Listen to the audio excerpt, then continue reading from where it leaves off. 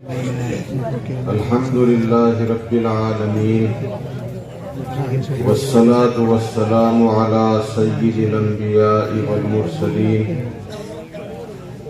وعلى آله وأصحابه وأهل بيته أجمعين أما بعد أعوذ بالله من الشيطان الرجيم بسم الله الرحمن الرحيم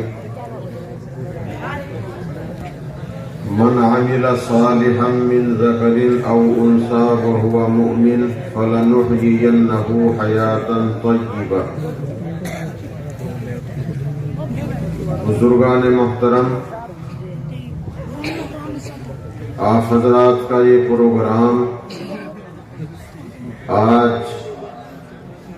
ماشاءاللہ شب معراج کے موقع پر منعقد ہو رہا ہے. اللہ تعالی اپنی بارگاہ میں قبول فرمائے. آمین. مہمان مکرم حضرت مولانا مفتی ابو جندل صاحب مدظلہ نے معراج کے تعلق سے بہت کچھ باتیں ہمارے سامنے رکھی ہیں. ہو سکتا ہے اسی نسبت سے کہ آج کی رات کو تاریخ میں شب معراج کہا جاتا ہے. محمد الرسول اللہ صلی اللہ علیہ وسلم فرش سے یعنی زمین سے عرش تک اور عرش کے بھی اوپر اللہ جل شانہ کی بارگاہ تک پہنچے. اسی کو معراج کہتے ہیں. اور معراج کی رات کے متعلق زیادہ تر بزرگوں نے لکھا ہے کہ وہ اس مہینے کی 27ویں ہی رات تھی. ویسے اس کے خلاف بھی ملتا ہے کہ اور کسی مہینے کی کوئی رات تھی، لیکن زیادہ تر بزرگوں نے لکھا ہے کہ اس مہینے کی یہ آج والی 27ویں ہی رات تھی.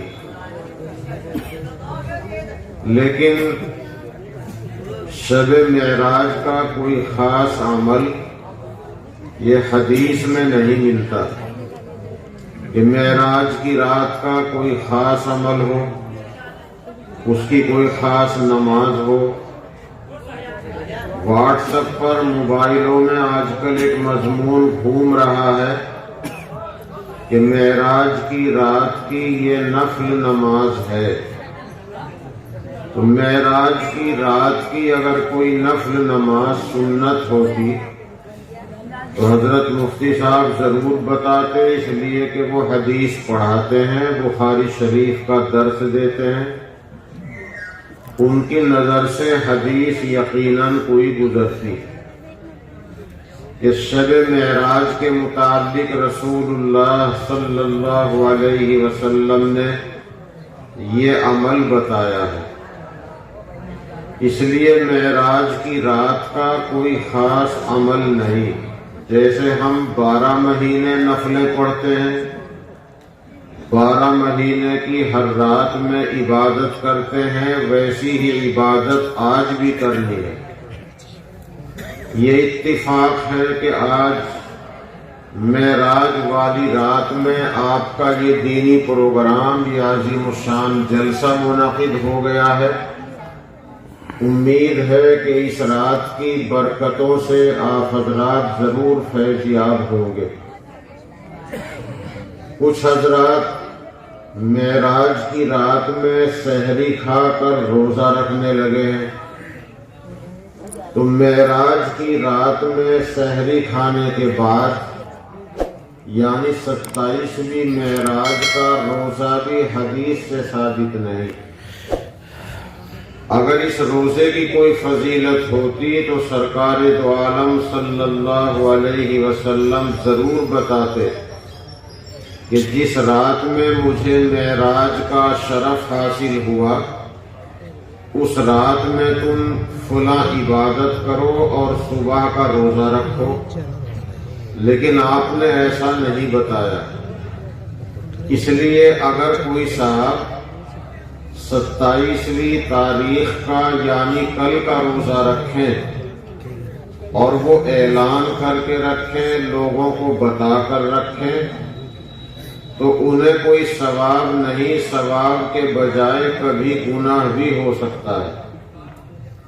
اس لیے کہ اگر ہم نے 27ویں تاریخ کا روزہ اعلان کر کے رکھنا شروع کر دیا تو آگے چل کر یہی ایک بدعت بن جائے گا۔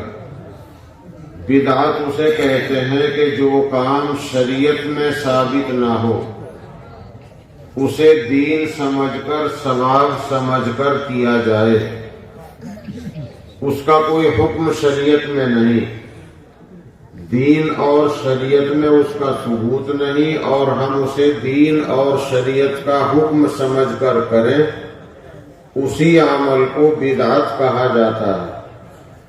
سرکار دو عالم صلی اللہ علیہ وسلم نے فرمایا کہ ہر بدعت گمراہی ہے اور ہر گمراہی جہنم میں لے جانے والی چیز ہے۔ دیکھنے میں روزہ بہت اچھا عمل ہے، آپ حضرات بھی جانتے ہیں کہ روزہ اللہ کی پسندیدہ عبادت ہے، لیکن اگر عید کے دن، بقرعید کے دن، بقرعید کے بعد کے 3 دنوں میں ہم روزہ رکھیں تو وہ روزہ ثواب نہیں بلکہ گناہ کا باعث ہوگا۔ اس لیے جو کام سنت اور شریعت کے مطابق ہو وہی اللہ کے یہاں مقبول ہے۔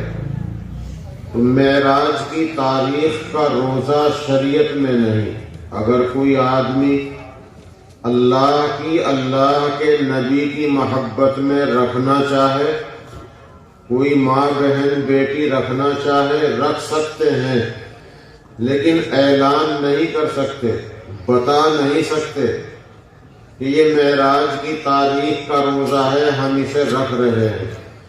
بغیر کسی کو بتائے، بغیر اعلان کے کوئی رکھ لے، اسے ثواب مل جائے گا، لیکن اس روزے کو رواج میں نہیں لایا جا سکتا تاکہ ایک نئی بدعت شروع نہ ہو جائے۔ بعض کام ایسے ہوتے ہیں کہ وہ جائز ہیں لیکن احتیاط کی بنیاد پر نہیں کیا جاتا، جیسے مثلا قبر پر ہم فاتحہ درود پڑھتے ہیں تو وہاں قبر پر انگلی رکھ کر بھی فاتحہ پڑھنا جائز ہے، لیکن ہم لوگ انگلی رکھ کر نہیں پڑھتے تاکہ لوگ اسے مستحب درجے کے عمل کو لازم اور فرض نہ سمجھ لیں، پھر اگر کوئی اس کام کو نہ کرے تو لوگ برا سمجھے۔ قبر پر ہاتھ اٹھا کر دعا اللہ سے مانگنا جائز ہے، لیکن قبرستان میں قبر پر ہاتھ اٹھا کر دعا مانگنا بہتر نہیں، جائز ہے لیکن بہتر نہیں۔ محمد الرسول اللہ صلی اللہ علیہ وسلم نے جب قبر پر ہاتھ اٹھا کر دعا مانگی تو قبر کی طرف پیٹھ کی اور قبلے کی طرف چہرہ کیا۔ جب حضور صلی اللہ علیہ وسلم نے قبر پر ہاتھ اٹھا کے دعا مانگی، ہمارے لیے ایسا مشکل ہے۔ اگر ہم کسی اللہ والے کے مزار پہ حاضری دیں، جانا چاہیے، بزرگان دین بزرگوں کے مزار پر آتے جاتے ہیں، لیکن اگر ہم مزار پر جا کر ان کی طرف پیٹھ کریں، کعبے کی طرف منہ کریں تو ہمیں گستاخ اور بے ادب کہہ کے نکال دیا جائے گا۔ اور سرکار دو عالم صلی اللہ علیہ وسلم نے جب ہاتھ اٹھا کے دعا مانگی تو قبر کی طرف پیٹھ کر کے مانگی۔ تو اس لیے اگر کوئی اس طرح کرنا چاہے اسے کوئی روک ٹوک نہیں، دعا تو اللہ سے مانگنی ہے، اللہ سے ہاتھ اٹھا کر مانگنے میں کوئی حرج نہیں، اور اللہ بغیر ہاتھ اٹھائے بھی اتنا ہی سنتے ہیں جتنا ہاتھ اٹھا کر سنتے ہیں۔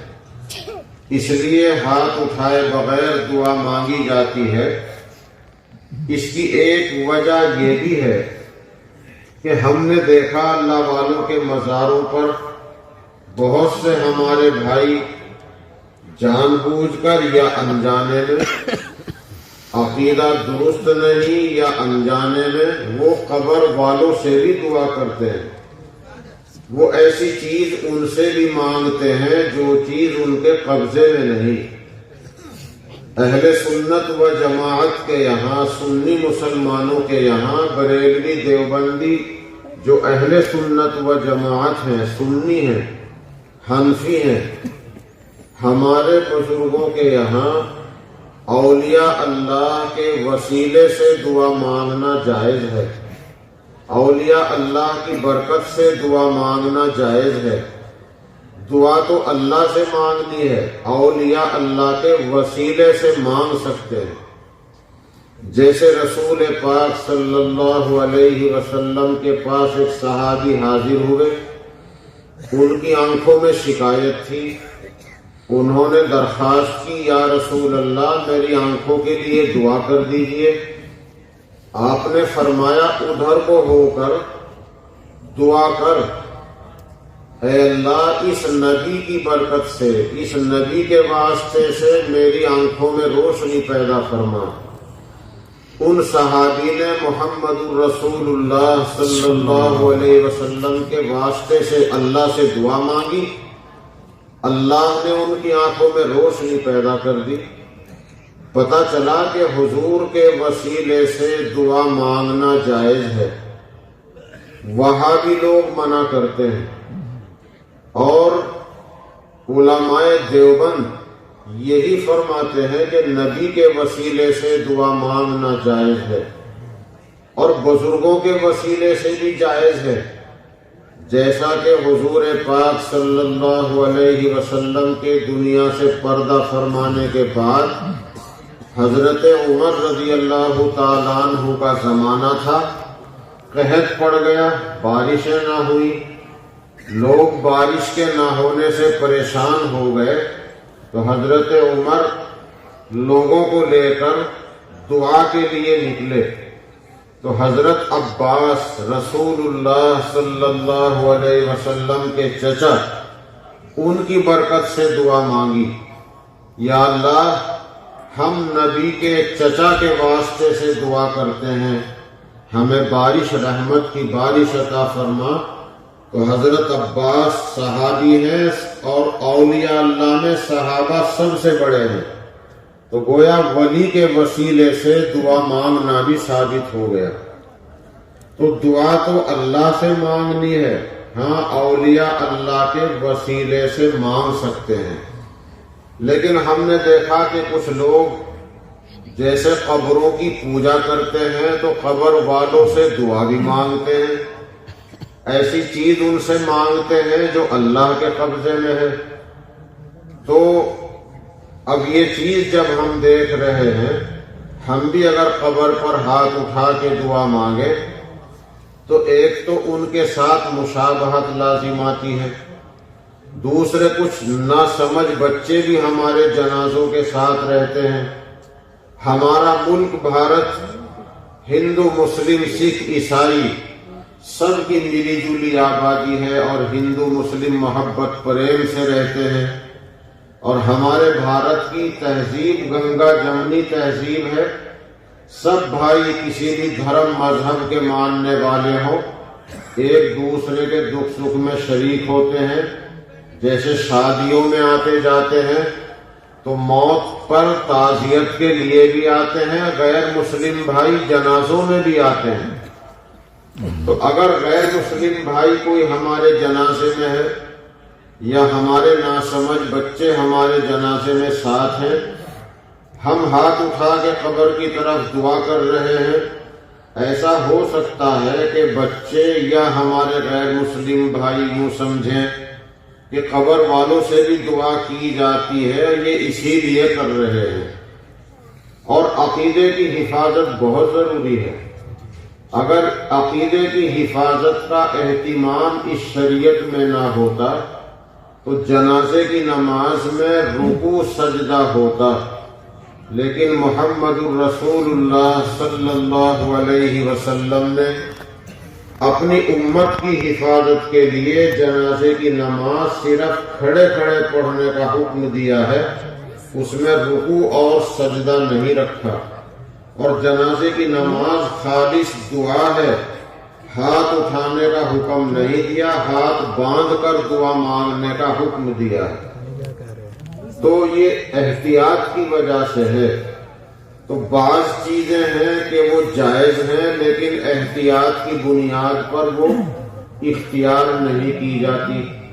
اس لیے میں نے کہا کہ اگر ہم بغیر کسی کو بتائے کل کا روزہ رکھنا چاہے رکھ سکتے ہیں، اعلان کر کے رکھیں گے تو ہم گناہگار ہو سکتے ہیں، کیونکہ ہم ایک نیا کام شروع کر رہے ہیں جو رسول پاک صلی اللہ علیہ وسلم نے نہ کیا، کہ وہ معراج سے آ کر انہوں نے صبح کو روزہ رکھا ہو، نہ بتایا۔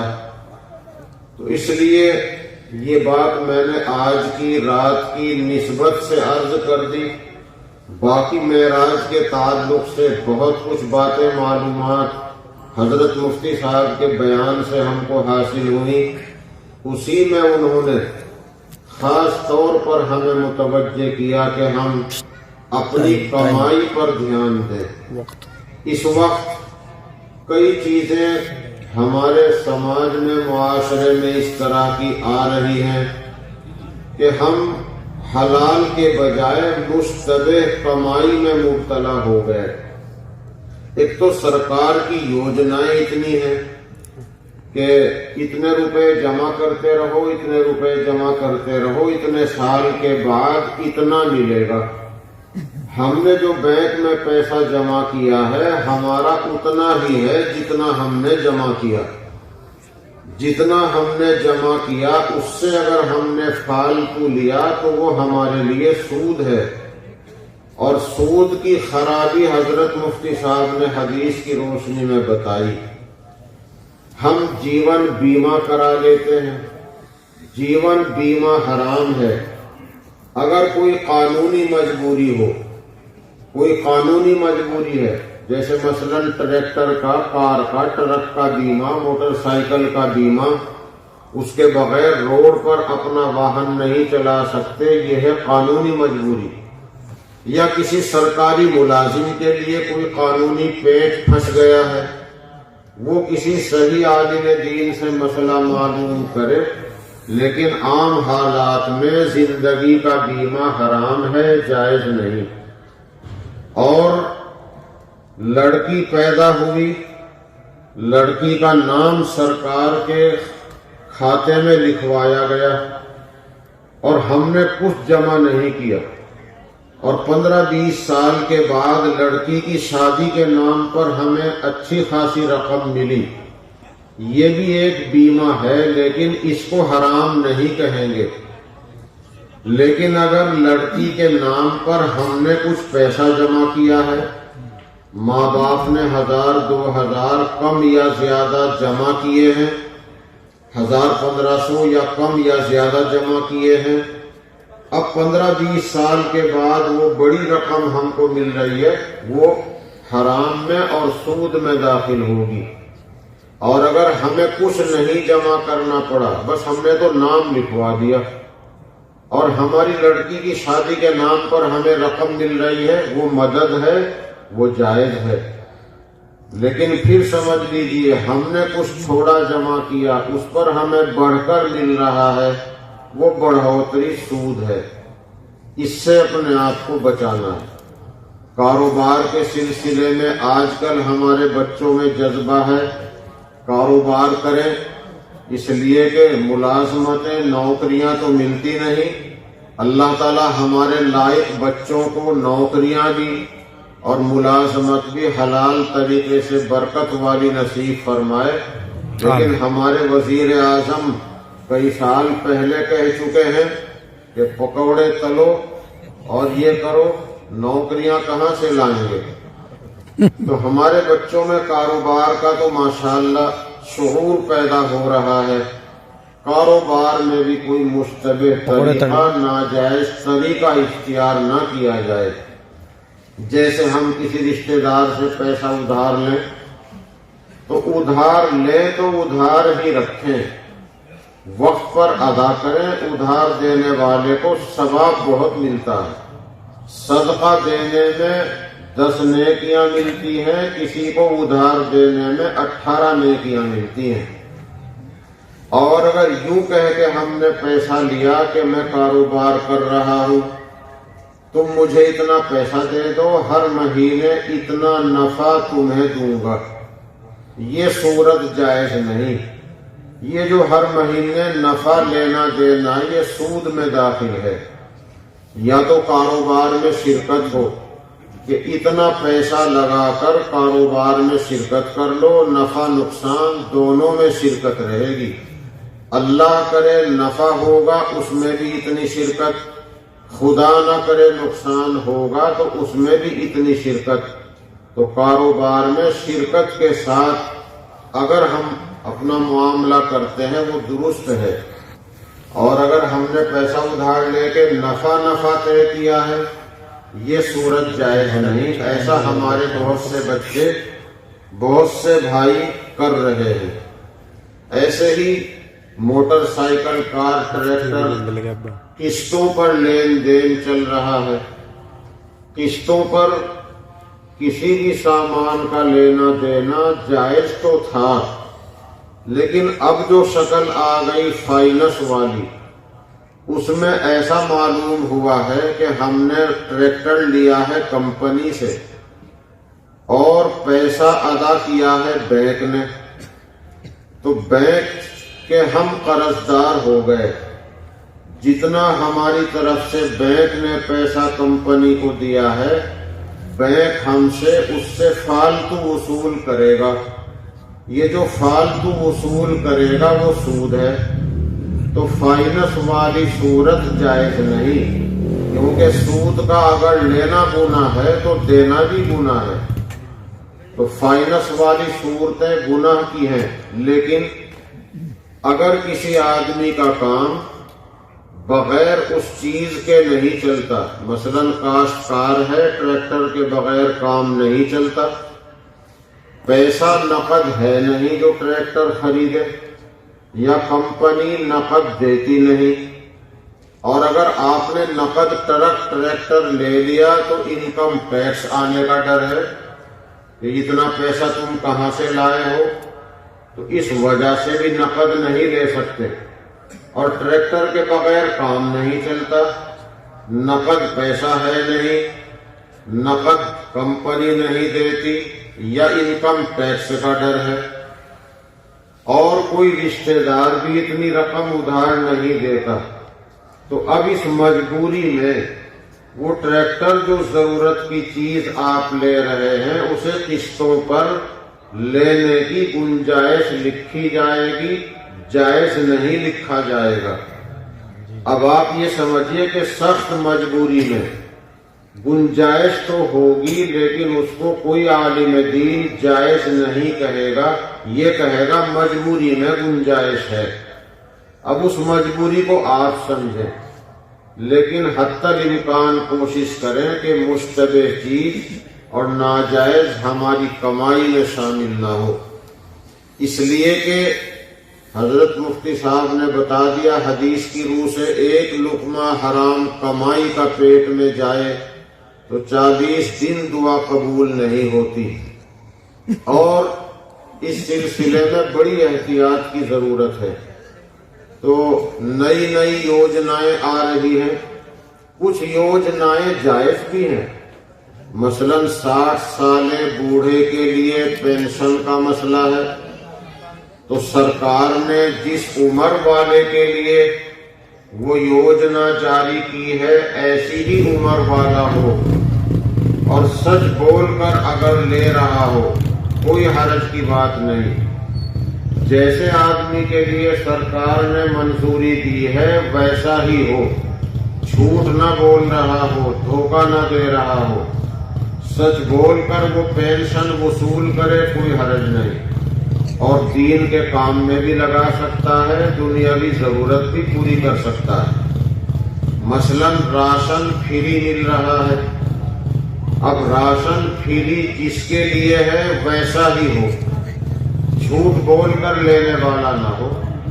تو جیسے آدمی کے لیے سرکار نے فری راشن منظور کیا ہے ویسا ہی آدمی فری راشن لے لے، کوئی حرج کی بات نہیں۔ تو اس طرح کی ہر چیز کو ناجائز بھی نہیں کہا جا سکتا۔ مان لیجئے ایک آدمی ہے 58 سال کا اور پینشن ملتی ہے 60 سال والے کو، اور ہم ابھی 58 سال کے ہیں، ہم نے اپنے آپ کو 60 سالہ بتایا، یہ جھوٹ اور دھوکہ ہو گیا۔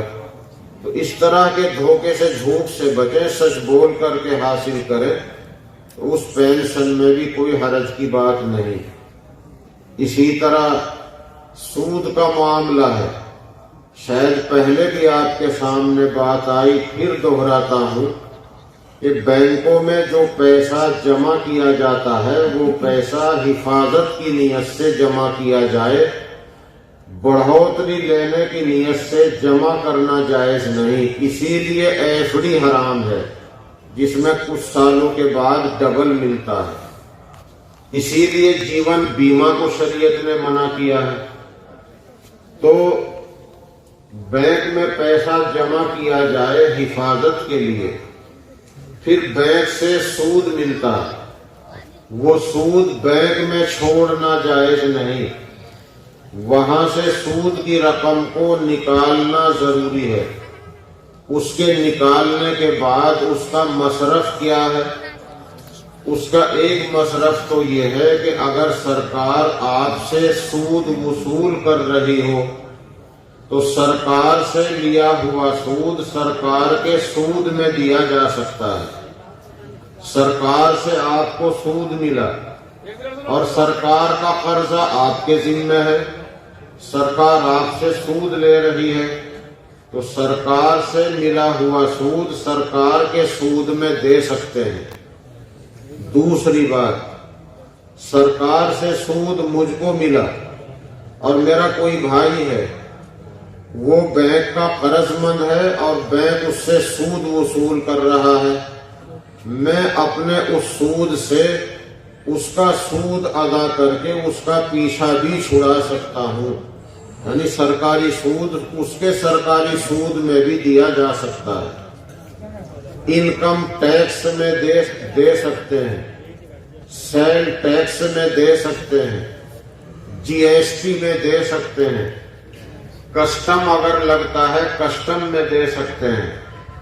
اسی طریقے سے اگر آپ کے پانی کے بل پر یا بجلی کے بل پر کوئی پلنٹی لگ گئی، پانی کے بل پر بجلی کے بل پر کوئی پلنٹی لگ گئی تو پلنٹی میں دے سکتے ہیں، اصل بل میں دینا جائز نہیں، پلنٹی میں دے سکتے ہیں۔